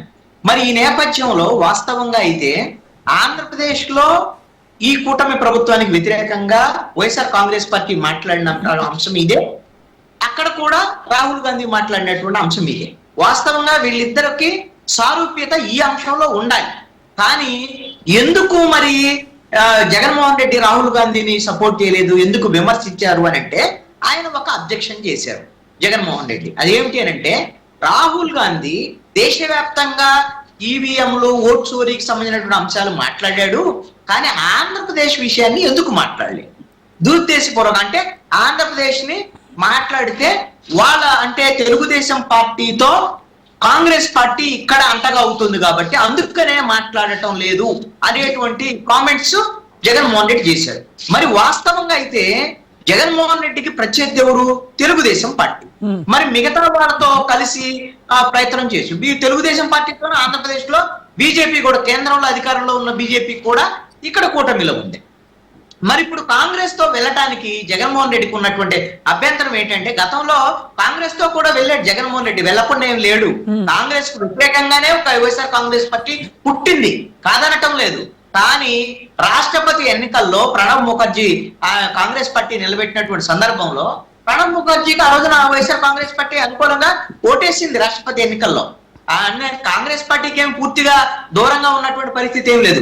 అంటే ఇప్పుడు మరి కాంగ్రెస్ తో వెళ్ళడానికి ఉన్నటువంటి అడ్డంకి షర్మిలనా? షర్మిల కాదండి, ఖచ్చితంగా కాదు. ఎందుకు అనంటే ఆంధ్రప్రదేశ్ రాజకీయాలను మీరు ఒక్కసారి గమనిస్తే, తెలుగుదేశం పార్టీ పుట్టడానికి ముందు 1982కు ముందు ఆంధ్రప్రదేశ్ లో కాంగ్రెస్ పార్టీ, కమ్యూనిస్టులు ప్రత్యర్థులుగా ఉండేవాళ్ళు. ఆ విధంగా 1982లో తెలుగుదేశం పార్టీ ఆవిర్భావం తర్వాత ఆంధ్రప్రదేశ్ రాజకీయాల్లో తెలుగుదేశం, కాంగ్రెస్ మధ్య ఉన్నటువంటి రాజకీయ ప్రత్యర్థులుగా మారినటువంటి పరిస్థితి ఉంది. అది ఎప్పటి వరకు? 2009 వరకు. అంటే రాజశేఖర రెడ్డి 2004లో అధికారంలోకి వచ్చి 2009, ఇవన్నీ కూడా తెలుగుదేశం, కాంగ్రెస్ మధ్య ఈ విధమైనటువంటి ఘర్షణ వాతావరణం ఉంది. ఎప్పుడైతే 2012లో కాంగ్రెస్ ను వ్యతిరేకించి ఆంధ్రప్రదేశ్ లో జగన్మోహన్ రెడ్డి వైఎస్ఆర్ కాంగ్రెస్ పార్టీని స్థాపించారో, ఆంధ్రప్రదేశ్ లో కాంగ్రెస్ పార్టీకి పుట్టగతులు లేకుండా పోయినటువంటి పరిస్థితి. అందుకని వైఎస్ఆర్ కాంగ్రెస్ పార్టీ వల్ల కాంగ్రెస్ పార్టీ దెబ్బతిన. ఇక్కడ కాంగ్రెస్ పార్టీ ఆటోమేటిక్ గా వైఎస్ఆర్ కాంగ్రెస్ పార్టీని అనుకూలంగా చూసేయడానికి అవకాశం లేదు. ఈ 2000 ఆ తర్వాత జరిగినటువంటి తెలంగాణ ఎన్నికలు ఇందాక ప్రస్తావన చేశారు వైఎస్ఆర్ కాంగ్రెస్ పార్టీ. తెలుగుదేశం కాంగ్రెస్ కూడా కలిసి పోటీ చేసినటువంటి సందర్భం కూడా ఉంది. ఎందుకు చేశారు? కారణం ఏంటి అంటే, ఇక్కడ ప్రధానమైనటువంటి ప్రత్యర్థులుగా 2012 నుంచి 2014 ఎన్నికల నుంచి తెలుగుదేశం, వైఎస్ఆర్ కాంగ్రెస్ పార్టీ ఉంది. కాంగ్రెస్ పార్టీ ఇక్కడ ప్రధానమైనటువంటి ప్రత్యర్థిగా తెలుగుదేశం పార్టీకి కూడా లేదు, కానీ వైఎస్ఆర్ కాంగ్రెస్ పార్టీకి ప్రధానమైనటువంటి ప్రత్యర్థి. దీంతో పాటుగా షర్మిలకి ఇక్కడ బాధ్యతలు ఇవ్వడం, షర్మిల ఇప్పుడు 2024 ఎన్నికల్లో మొత్తం జగన్మోహన్ రెడ్డిని టార్గెట్ గా చేసి వైఎస్ఆర్ కాంగ్రెస్ పార్టీని టార్గెట్ గా చేశారు. అది ఒక అర్థం ఉంది. కానీ 2024 ఎన్నికల తర్వాత మరి ఇప్పుడు ప్రభుత్వం వైఫల్యాల మీద మాట్లాడాలి కదా కాంగ్రెస్ పార్టీ. కానీ గత ప్రభుత్వం వైఎస్ఆర్ కాంగ్రెస్ పార్టీ ప్రభుత్వం మీద మాట్లాడినట్టుగా కాంగ్రెస్ పార్టీ ఇక్కడ మాట్లాడట్లా. కాబట్టే జగన్మోహన్ రెడ్డి రాహుల్ గాంధీని టార్గెట్ చేసినటువంటి పరిస్థితి. ఇంకొక కీలకమైనటువంటి అంశం కూడా ఉందండి. జగన్మోహన్ రెడ్డి బలహీనత 2019 నుంచి 24 వరకు జరిగినటువంటి కరప్షన్, ఇప్పుడు జరుగుతున్నటువంటి మద్యం కుంభకోణం కానివ్వండి, మిగతా కుంభకోణాల్లో కేంద్ర బిందువుగా జగన్మోహన్ రెడ్డి ఉండబోతున్నారు అనేటువంటిది ప్రభుత్వం జరుపుతున్నటువంటి దర్యాప్తులో తేలుతున్నటువంటి అంశాలు. ఈ నేపథ్యంలో జగన్మోహన్ రెడ్డిని అరెస్టు చెయ్యాలి అని అంటే కేంద్రంలో అధికారంలో ఉన్నటువంటి బీజేపీ, నరేంద్ర మోడీ, అమిత్ షా ఆమోదం లేకుండా చంద్రబాబు నాయుడు కూడా అరెస్ట్ చేసేదానికి అవకాశం లేదు. కాబట్టి కేంద్రానికి వ్యతిరేకంగా హాట్లైన్ ఎలా నడుస్తుందో ఇప్పటికీ కూడా జగన్మోహన్ రెడ్డికి, అదే విధంగా అక్కడ ఉన్నటువంటి నరేంద్ర మోడీ, అమిత్ షాకి వీళ్ళ మధ్య హాట్ లైన్ నడుస్తుంది. కాబట్టి జగన్మోహన్ రెడ్డి ఈ విధంగా కేంద్రంలో ఉన్నటువంటి బీజేపీ సహకారం ఎక్కడ పోతుందో, వాళ్ళ సహకారం పోతే చంద్రబాబు నాయుడు అరెస్ట్ చేయడానికి రెడీగా ఉన్నాడు. కాబట్టి ఇప్పుడు రాహుల్ గాంధీని విమర్శిస్తే బీజేపీ దగ్గర మార్కులు పొందొచ్చు, బీజేపీ యొక్క సఖ్యత, తెర వెనక సఖ్యత కొనసాగించవచ్చు అనేటువంటి ఆలోచనతో కూడా జగన్మోహన్ రెడ్డి ఈ విధంగా మాట్లాడి ఉండి ఉంటారని అనుకుంటున్నా. కానీ ఇప్పుడు ఉన్నటువంటి పరిస్థితుల్లో బీజేపీకి వ్యతిరేకంగా ఖచ్చితంగా మాట్లాడేటువంటి పరిస్థితులు కన్నా జగన్మోహన్ రెడ్డికి ఉండి ఉంటే, గత అవినీతికి సంబంధించినటువంటి ఆరోపణలకు సంబంధించినటువంటి బలహీనత లేకుండా ఉండి ఉంటే ఖచ్చితంగా కాంగ్రెస్ పార్టీతో దేశవ్యాప్తంగా జరిగే ఉద్యమాల్లో కలిస్తే జగన్మోహన్ భవిష్యత్తులో మరింత బలం పెరిగేదానికి అవకాశం ఉండేది. అవకాశాన్ని కోల్పోయాడు తన అవినీతి కార్యక్రమాల వల్ల. రైట్ అండి. రామ్ గోపాల్ రెడ్డి గారు, రాహుల్, చంద్రబాబు మధ్య ఒక హాట్ లైన్ నడుస్తోంది. ఈ హాట్ లైన్ కి మధ్యవర్తిత్వం చేసేది రేవంత్ రెడ్డి అని ఆయన కామెంట్ చేశారు జగన్మోహన్ రెడ్డి. అయితే ఈ రహస్య కుమ్మక్కు వల్లనే కాంగ్రెస్ పార్టీ ఏపీలో టీడీపీ చేసినటువంటి ఈ ఓటు చోరీ ఏదైతే ఉందో దాని గురించి అందుకే ఆయన మాట్లాడట్లేదు అని కూడా ఒక క్లారిటీ ఇచ్చారు ఆయన. అంటే కాంగ్రెస్ తో టీడీపీకి ఉన్నటువంటి సంబంధం ఏంటి అసలు? తాను దొంగ అయితే పరులు నమ్మడనే సామెత ఉంది పాతకాలం నుంచి. జగన్మోహన్ రెడ్డి గారు ఓటు చోరీ జరిగింది, 40 లక్షల పైన ఓట్లు ఎక్కువ వచ్చాయని చెప్పారు. ఎందుకని వివిధ రకాలైన ఫోరమ్స్ ఉన్నాయి, కోర్టులో వేసేది కాదు. ముందు ఎవరి దగ్గరికి పోతాం? కేంద్ర ఎన్నికల సంఘం దగ్గరికి ఏ రోజైనా సరే జగన్మోహన్ రెడ్డి గారు పోయి కలిసి మాట్లాడారా? మీ పార్లమెంట్ సభ్యులు లోక్సభలో కానీ రాజ్యసభలో కానీ ఏ రోజైనా మాట్లాడరా? లేకపోతే ఢిల్లీలో ఏమైనా మీడియా సమావేశాలు పెట్టి జగన్మోహన్ రెడ్డి మాట్లాడరా? ఇక్కడేమైనా నిన్న రాహుల్ గాంధీ గారు సవివరంగా ఒక మహదేవపురం నియోజకవర్గంలో ఇట్లా జరిగిందని చెప్పేసి సరే ఆయన దగ్గరుండే లెక్కల ప్రకారం ఆయన దగ్గరుండే అంకెల ప్రకారం ఆయన మాట్లాడడం జరిగింది. జగన్మోహన్ రెడ్డి గారు ఎందుకు గాను ఎన్నికల సంఘం మీ సమస్యను రాహుల్ గాంధీ ఎందుకు మాట్లాడతాడు? సమస్య అనేది నువ్వు బాధితులని నువ్వు ఫీల్ అవుతున్నప్పుడు నువ్వు మాట్లాడాలా, నువ్వు ఎలికెత్తి చాటాలా. నువ్వు ఢిల్లీ వీధుల్లో సరే మీరు ఇండియా కూటమితో చేరతారా లేదా అనేది మీ వ్యక్తిగత విషయం. మీరు అట్లా చేయకోకుండా ఢిల్లీ వీధుల్లో మీరు ఎందుకు పోరాటాలు చేయలేదు? కోర్టుకి వేస్తే సరిపోతుంది. ఆ కోర్టుకి వేస్తే మళ్ళీ 2030 వరకు కానీ కోర్టులు తీర్పులు వచ్చే పరిస్థితి లేదు. అంటే ప్రస్తుతం ఉండే పని ఒత్తిడి ఉన్న హైకోర్టులలో మీరు కేంద్ర ఎన్నికల సంఘం పైన ఏ రోజైనా సరే జగన్మోహన్ రెడ్డి గారు ఈ 15 నెలల కాలంలో ఒక రోజైనా ఒక పేపర్ ఇచ్చి వచ్చినాడా, చిత్తు కాగితం ఇచ్చి వచ్చినాడా, ఏ ఫోరంలోనే మాట్లాడా, ఏ సెంట్రల్ మీడియాతో ఏమన్నా నేషనల్ మీడియాతో ఏమన్నా మాట్లాడడం జరిగిందా? ఏం మాట్లాడడంలే. మీరు పోవాల్సింది ఇండియా కూటమి తరపున వాళ్ళు ఏదో ఈవీఎంలు లేకపోతే ఎన్నికలలో అవకతవకలు జరుగుతున్నాయి, దీన్ని సరిదిద్దమని వాళ్ళు ర్యాలీ చేసేటప్పుడు మీకు రాజ్యసభలో లోక్సభలో ఎంతో కొంత సభ్యుల బలం ఉంది కదా, మీరు ఎందుకని పోలేకపోయినారు? మీరు ఎందుకని వాదించలేకపోయినారు? ఇంకొకటి, ఈరోజు జగన్మోహన్ రెడ్డి చేసే తెర వెనుక వ్యవహారాలన్నీ కూడా భారతీయ జనతా పార్టీ పెద్దలకు తెలియడం జరిగింది. ఎవరు జగన్మోహన్ రెడ్డికి రాహుల్ గాంధీకి మధ్య డికే శివకుమార్ గారు, బొత్స సత్యనారాయణ గారు ఒక వారధిగా పనిచేయడం జరుగుతుంది. తాడేపల్లికి వచ్చి బొత్స గారు ఈ విషయాలు మాట్లాడితే ప్రజలందరికీ ఆ నోట ఈ నోట పడి బయటికి తెలుస్తుందని చెప్పి ప్రతి వారం బొత్స గారిని బెంగళూరు ప్యాలెస్ కు పిలిపించుకొని మాట్లాడి మళ్ళీ ఇక్కడ నుంచి ఢిల్లీకి పోతే బొత్స గారి వ్యవహారం తెలుస్తుంది అని చెప్పి బెంగళూరు నుంచి ఢిల్లీకి పంపించడం, మళ్ళా ఏం తెలియనట్టు బొత్స గారు రావడం, ఇది వాస్తవం. దీనికి ఎట్లా పోతున్నారు ఏం కదా మీరు అతి త్వరలోనే మరో 10-15 రోజుల్లోనే ఇలా గూడుపుటానంతా కూడా సాక్ష్యాధారాలతో సహా ప్రజల ముందు పెట్టడం జరుగుతుంది. డికే శివకుమార్ గారికి అదేవిధంగా జగన్మోహన్ రెడ్డి గారికి చాలా ఏళ్ల ముందు కూడా సత్సంబంధాలు ఉన్నాయి. ఆయన ద్వారా కూడా భవిష్యత్తులో రాహుల్ గాంధీ గారిని ప్రధానమంత్రి చేసేదానికి నేను సహకరిస్తా అని చెప్పి హామీ కూడా ఇవ్వడం జరిగింది. అంతేకాకుండా వాళ్ళు పొగిడే కార్యక్రమంలో భాగంగా మా తండ్రి రాజశేఖర రెడ్డి గారికి రాహుల్ గాంధీ గారిని ప్రధానమంత్రిని చేయాలనేది ఆకాంక్ష ఉంది. ఆ ఆకాంక్షకు నేను సహకరిస్తా, మీరు కానీ నాకు సహకరించండి. ప్రస్తుతానికైతే కొంత నాకుండే సమస్యల వల్ల నేను దూరం ఉంటా అని చెప్పడం జరిగింది. మళ్ళీ ఈ ఒప్పందంలో భాగంగా బొత్స ద్వారా డీకే ద్వారా పంపిన రాయబారంలో ఉండే సారాంశం ఏమంటే, ముందు నేను మీతో కలిసి పనిచేయాలంటే షర్మిలను రాష్ట్ర పిసిసి అధ్యక్షురాలుగా తప్పించాలనే ప్రతిపాదన పెట్టడం జరిగింది. ఆ ప్రతిపాదన మేరకే ఇటీవల మనం అనేక సందర్భాల్లో పుంకాలుగా వార్తలు వస్తున్నాయి, షర్మిల గారిని తొలగిస్తారని చెప్పి. ముందు మీకు నాకు విశ్వాసం కలగాలంటే ముందు షర్మిల గారిని ఆంధ్రప్రదేశ్ కాంగ్రెస్ పార్టీ రాజకీయాల నుంచి పంపించమని చెప్పిన ప్రతిపాదన. ఆ మేరకు రాహుల్ గాంధీ గారు కూడా పక్కనే ఉండి చూసినట్టు చెప్తున్నారు. రామ్ గోపాల్ రెడ్డి చూసారా మేడం? జగన్మోహన్ రెడ్డి చూసి వచ్చాడా? రేవంత్, రాహుల్ గాంధీ, చంద్రబాబు మాట్లాడింది ఈయన విన్నాడా? ఇలా వాళ్ళ మంచాల కింద విన్నాడా? ఇలా ముగ్గురు మంచాల కింద మేడం ఈ రోజు బొత్స గారి ద్వారా మొత్తం జరుగుతా ఉంది. అది కూడా స్థానిక సంస్థల ఎన్నికలు పూర్తయిన తర్వాత 2027 నుంచి కాంగ్రెస్ పార్టీతో ఒక అవగాహన ప్రాతిపదికన పనిచేస్తామనేది కండిషన్ ఉంది. కాదు, మీరు ఇవన్నీ కూడా కేంద్రంలో ఉన్న బీజేపీ పెద్దలకు తెలిసిన తర్వాత రివర్స్ గేమ్ ప్లే చేస్తున్నాడు. కేంద్ర పెద్దలకు మేము రాహుల్ గాంధీతో చట్టబడ్డాలు వేసుకుందంటే మోడీ గారు, అమిత్ షా గారు గమ్మునుంటారా? మా మీద మనం ఒక పొత్తులో ఉన్న తర్వాత మీరు మాతో ఉండాలని కండిషన్ మాట్లాడతారు ఎవరైనా కూడా. అవన్నీ గతంలో ఏదో జరిగినట్టు ఈ తెర మీదకి తీసుకొని వచ్చి ఇవన్నీ మాట్లాడితే రాహుల్ ఇప్పుడు జగన్మోహన్ రెడ్డి గారు ఏ రోజైనా సరే గత 5 సంవత్సరాలుగా కేంద్రం పైన ఒత్తిడి తీసుకొని వచ్చేసి కేంద్ర నిర్ణయాలకు వ్యతిరేకంగా ఏ రోజైనా మాట్లాడా? ఆయన వక్ఫ్ బిల్లుకు ఆయన మద్దతు ఇచ్చాడు, ఢిల్లీలో మద్దతు ఇస్తాడు, వీడికి వచ్చి నేను వ్యతిరేకిస్తా అంటాడు. ఎన్ని చూసాం. విశాఖ స్టీల్ ప్లాంట్ ఢిల్లీలో పోయి మద్దతు ఇస్తుంది, వీడికి వచ్చి నేను పోరాటం చేస్తా అని చెప్తాడు. అంటే రకరకాల వేషాలు వేసే వ్యక్తి జగన్మోహన్ రెడ్డి. ఈ రోజు ఏం మాట్లాడాలా?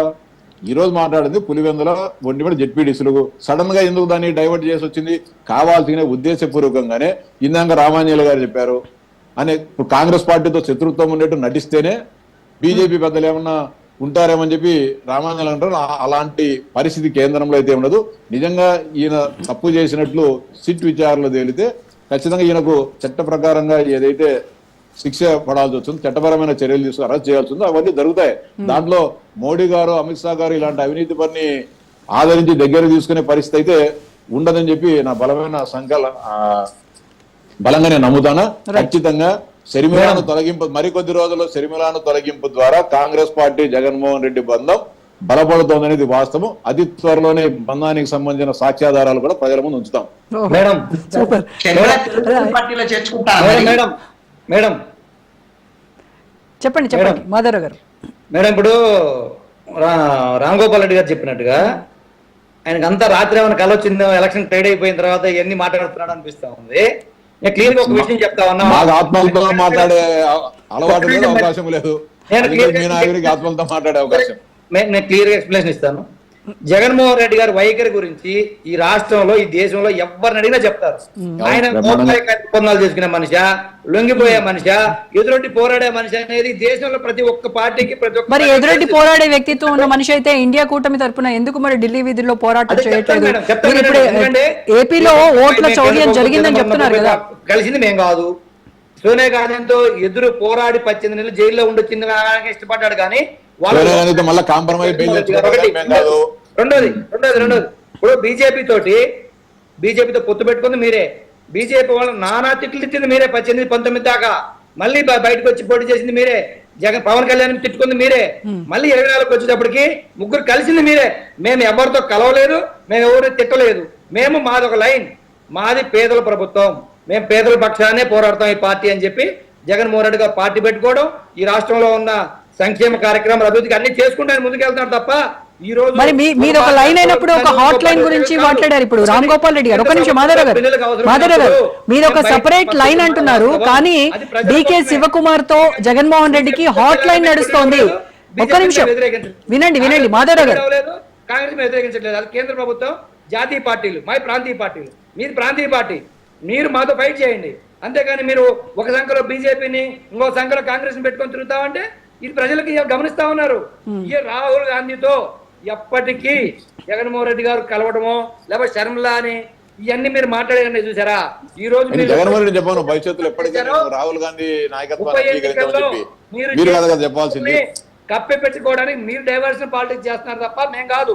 ఇంకొకటి మీరు ఇందాక చెప్పారు, కుప్పంలో మున్సిపల్ ఎలక్షన్ లో మేము గెలిచాం కాబట్టి ఇప్పుడు పులివెందుల్లో మీరు ఏదో జెడ్పీటీసీని గెలవాలనుకుంటున్నారా? లేకపోతే చంద్రబాబు నాయుడు గారు లిక్కర్కి అదే స్కిల్ డెవలప్మెంట్ కేసులు అరెస్ట్ అయ్యారు కాబట్టి జగన్మోహన్ రెడ్డి గారు లిక్కర్ కేసులు అరెస్ట్ చేయాలనుకున్నారా? ఇక్కడే మీ వైఖరి స్పష్టంగా అర్థమవుతా ఉంది. ఏది మాకు అన్యాయం జరిగింది, మేము ఇలా అన్యాయం చేస్తాం. మీకు అన్యాయం జరిగిందా, న్యాయం జరిగిందా? ఇలా సిట్ మీకు క్లీన్ చిట్ ఇస్తా ఉందా? ఇవాళ మీ చిట్ సిఐటి మీకు క్లీన్ చిట్ ఇస్తా ఉంది, ఎస్ఐటి చెప్పండి. ఇవాళ చంద్రబాబు నాయుడు అసలు కేసే లేదని ఇవాళ పూర్తిగా దాన్ని పక్కన పెట్టే పరిస్థితి వచ్చారు మీరు. ఇవాళ అలాంటిది ఈ సిట్ ని మీరు వాడుకోవడం ఎలా ఉంది? కొన్ని వందల మంది డిఐజీ దగ్గర నుంచి మాధవరావు గారు ఓటు చోరీ ఒక నిమిషం, ఏపీలో జరిగినటువంటి ఓటు చోరీ గురించి రాహుల్ గాంధీ ఎందుకు మాట్లాడలేదు అని ప్రశ్నిస్తున్నారు. రాహుల్ గాంధీ ఏపీ నుంచి ఎందుకు వకాల్తా పుచ్చుకోవాలి? మీరెందుకు వెళ్ళి డైరెక్ట్ గా, ఒక నిమిషం, రాహుల్ గాంధీ ఏపీ తరపున ఎందుకు రాహుల్ గాంధీ వకాల్తా పుచ్చుకోవాలండి? మీరు వెళ్ళి డైరెక్ట్ గా కంప్లైంట్ చేయొచ్చు కదా. మీరు ఎందుకు కంప్లైంట్ చేయట్లేదు డైరెక్ట్ గా వెళ్ళి?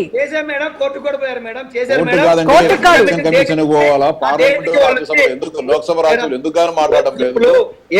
మీడియా దగ్గర ప్రజెంటేషన్ ఎందుకు ఇవ్వడం లేదు? మోసం జరిగింది చెప్తున్నారా? 2-3 నెలల్లో జరిగింది, దాన్ని బయట పెట్టింది మేమే. వివిప్యాట్ స్లిప్పులు లెక్క కేంద్ర ఎన్నికల సంఘం కమిషన్ మీద కావాలంటే ఒకసారి రికార్డులు చెక్ చేసుకోండి. మీరు రిప్రజెంటేషన్ ఇచ్చారా? ఇంత పెద్ద ఇష్యూ జరిగినప్పుడు జగన్మోహన్ రెడ్డి ఎందుకు ఢిల్లీ ఇవ్వలేదు? ఏదైతే ఎన్నికల కమిషన్ కావచ్చు, కోర్టులు కావచ్చు, బాలినేని శ్రీనివాస్ వెళ్ళారో ఇప్పుడు మీ పొత్తులో శ్రీనివాస్ రెడ్డి మాట్లాడుతుందా? ఫైట్ చేసింది మీ పార్టీ రాష్ట్ర అధ్యక్షుడు ఎవరు? మీ పార్టీకి నాయకత్వం వహించేదారు, అతను పోయి మాట్లాడాలా? అతను పోయి మాట్లాడితే ఎవరైనా వింటారు? కొంత సీరియస్నెస్ ఉంటది.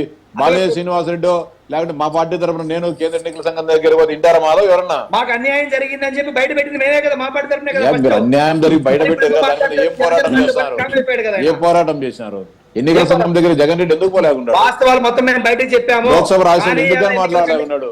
నేను రాహుల్ గాంధీ ప్రజెంటేషన్ ఇచ్చి ఢిల్లీ ప్రజెంటేషన్ మరి జగన్మోహన్ రెడ్డి అవును, ఆ రోజు వస్తుంది. మీరు చేసిన అన్యాయం జరిగిన తర్వాత ఇప్పుడు 2030 ఇస్తారా?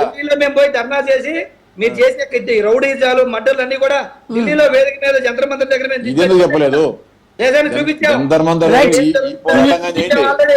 రేపు ఈ రాష్ట్ర రజనీ గారు ఇది ఊరికే వ్యర్థవాదన. రామయ్య గారు మీరు పెద్ద మనుషులు మీరు చెప్పాలి, ఏమైనా వాదన కరెక్ట్ గా ఉందా?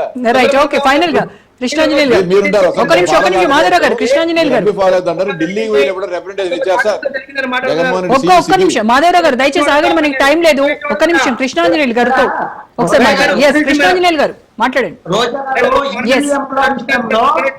ఈ రోజున ఈవీఎంల విషయంలో ఆంధ్రప్రదేశ్ లో ఉండేటువంటి రెండు ప్రధానమైన పార్టీలు వైఎస్ఆర్ కాంగ్రెస్ పార్టీ అయినా తెలుగుదేశం అయినా సరే ఓడిపోయినప్పుడు ఈవీఎంల మీద నెపం నెట్టడం, ఎందుకు అంటే ప్రజా వ్యతిరేకత వల్ల ఓడిపోయాము అని అంగీకరించకుండా ఉండటం కోసమే మాట్లాడేటువంటి మాటలు తప్ప పోరాటాలు అయితే చేయరు. ఎందుకంటే 2019లో ఓడిపోయిన తర్వాత తెలుగుదేశం కూడా అన్నది ఈవీఎంల వల్లే మేము ఓడిపోయాం. 2024లో ఓడిపోయిన తర్వాత వైఎస్ఆర్ కాంగ్రెస్ పార్టీ అన్నది ఈవీఎంల వల్ల ఓడిపోయామని. కానీ పోరాటాలు మాత్రం వీళ్ళు చెయ్యరు దాని మీద.